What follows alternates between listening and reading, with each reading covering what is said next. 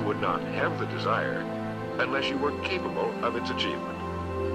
Each of us has a built-in governor, and our desires are modified by our abilities and leanings. Whatever it is that you desire with all your heart, understand once and for all that it can and should be yours. Before you can be sure of your ability to transmute desire into its monetary equivalent, you will require specialized knowledge of the service, merchandise, or profession which you intend to offer in return for fortune. Perhaps you may need much more specialized knowledge than you have the ability or the inclination to acquire. And if this should be true, you may bridge your weakness through the aid of your mastermind group.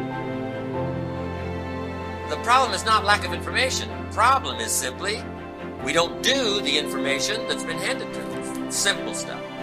An apple a day keeps the doctor away.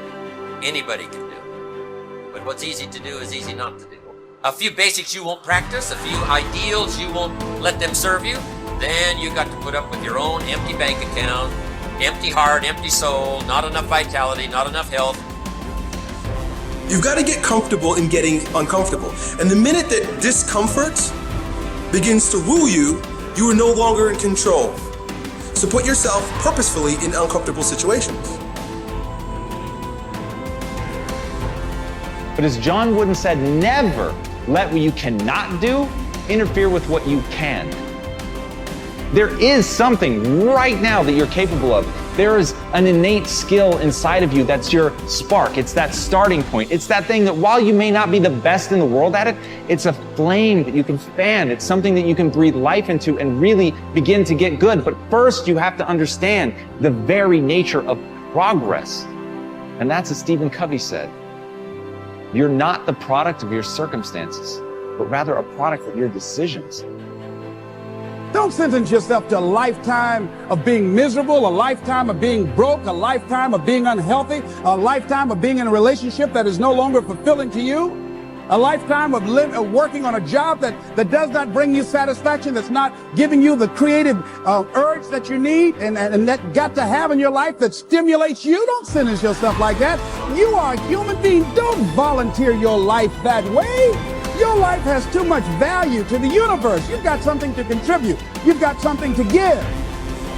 That if you're willing to do the hard work of looking internally and building something new, if you're willing to tear yourself down, if you're willing to brick by brick disassemble that thing that has been built by accident inside of you and move forward with a new level of intention and build something, an entirely new structure with your eyes open, then you make room for the new. Then you can build what you want to build. Then we'll have the change that we want.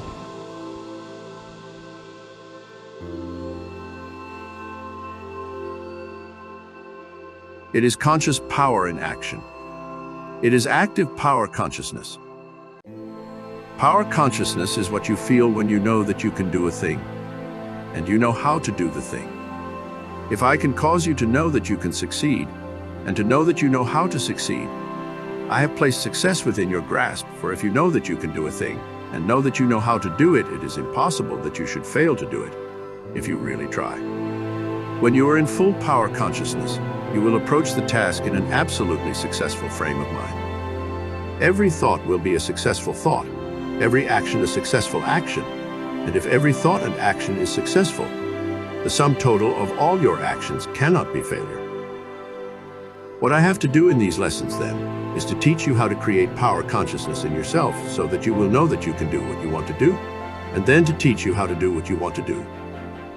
It is a fact in nature that the undeveloped is always capable of development. We see then that the cause of success is in you and is capable of full development. Having read this, you must believe that it is possible for you to succeed, but it is not enough for you to believe that you can. You must know that you can. And the subconscious mind must know it as well as the objective mind. People have a way of saying, "He can who thinks he can." But this is not true.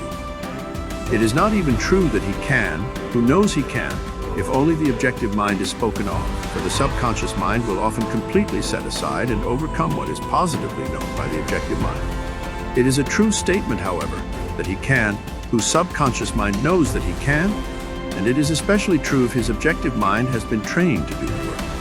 People fail because they think objectively that they can do things, but do not know subconsciously that they can do them. It is more than likely that your subconscious mind is even now impressed with doubts of your ability to succeed, and these must be removed, or it will withhold its power when you need it most. The subconscious mind is the source from which power comes in the action of any faculty, and a doubt will cause this power to be withheld, and the action will be weak. Therefore, your first step must be to impress your subconscious mind with that fact that you can. This must be done by repeated suggestions. Practice the following mental exercise several times a day, and especially just before going to sleep, think quietly about the subconscious mentality, which permeates your whole body as water permeates a sponge. As you think of this mind, try to feel it. You will soon be able to become conscious of it. Hold this consciousness and say with deep, earnest feeling, I can succeed. All that is possible to anyone is possible to me. I am successful. I do succeed, for I am full of the power of success. This is the simple truth. Realize that it is true, and repeat it over and over until your mentality is saturated through and through with the knowledge that you can do what you want to do. You can, other people have, and you can do more than anyone has ever done.